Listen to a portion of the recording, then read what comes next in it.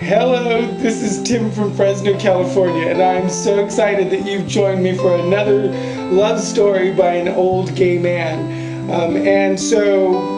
Today my beverage of choice is a cup of Starbucks coffee, ground and brewed right here at home. So grab your beverage of choice, sit back, relax, and enjoy.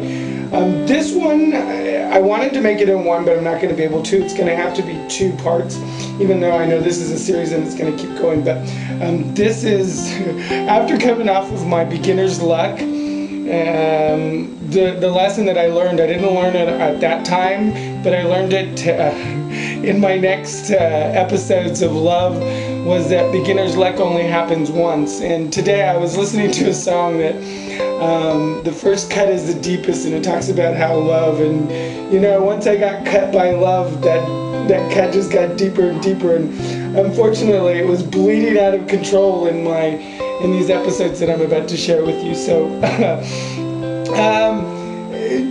thought long and hard what kind of title would I put for this, and came up with several. Loveless and Sexless in San Francisco.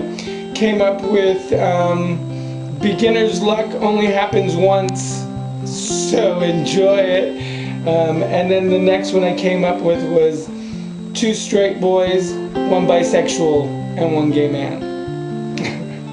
So I'm so excited because as this story starts, I was being transferred to San Francisco to do my management training, and I was so excited. So I'm a country boy raised in a little country town in the Central Valley in California, and so I was excited to be moving as a gay boy, moving to the city, to San Francisco, where all gay happiness happens.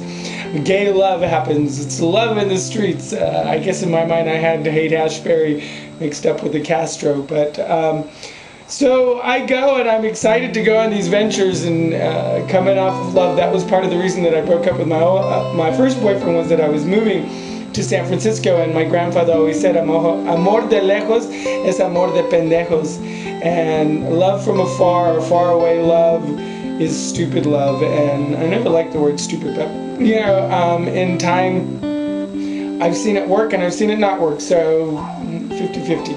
But so I was excited to be moving to San Francisco, and I get there and I'm living in the hotel, and one of our servers is from the East Coast, and he's a gorgeous, big, bulky, beefy young man from Maine, and a gorgeous accent. He was studying in the School of Holistics in Berkeley, and so I got to be his test subject, and he was straight, so he didn't have a whole lot of friends, so we became really good friends. And I'll have to tell you the story that when we fell off the back of his bike on a drunken night coming from the bars. But so it wasn't a sexual relationship, and he knew that I was gay, but I still got to be his subject for his practice, and so that was way cool.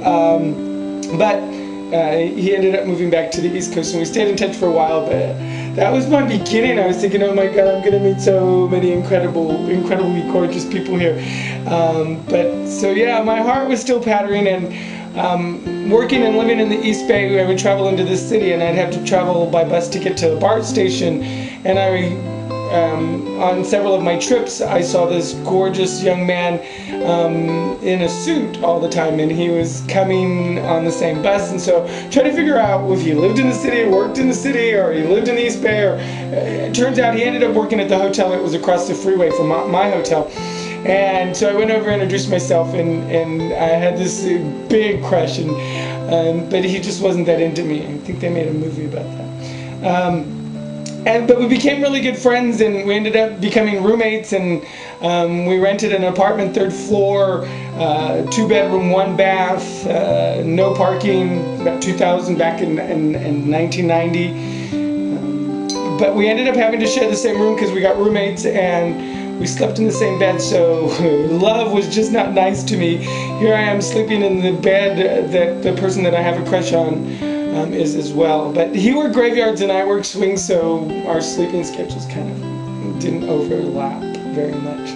So yeah, so now I've fallen for a straight man, I've fallen for a gay man, and no luck. And I guess I should tell you that I was a 21-year-old heavy-set young man, and the only thing I really had going for me was my positive smile and my positive energy. But I probably wouldn't have dated myself back then, and that's a harsh thing to say, but that's kind of how it is. And so, but the next one that I go on to was the bisexual, and he was a bartender in the hotel.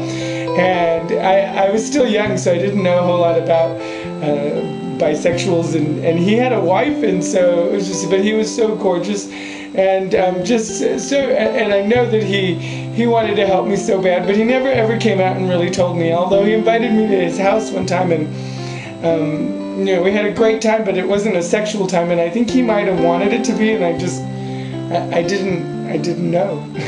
So, but yeah, so that was the bisexual, and at this point, this is where I'm going to end this video, because I've had a straight man, a bisexual, and a gay man, and so far the cut just keeps getting deeper. And you know, it was, I remember San Francisco being the most romantic city, the most romantic place I had ever been, and I still think that to this day, and it was such a lonely place, but at least for love, it was a very lonely place. So I leave you at this time with this story, and the next story that I'm going to end up with is going to be a straight man. And so thanks for tuning in. Spread love, spread smiles. This is Tim from Fresno, signing off.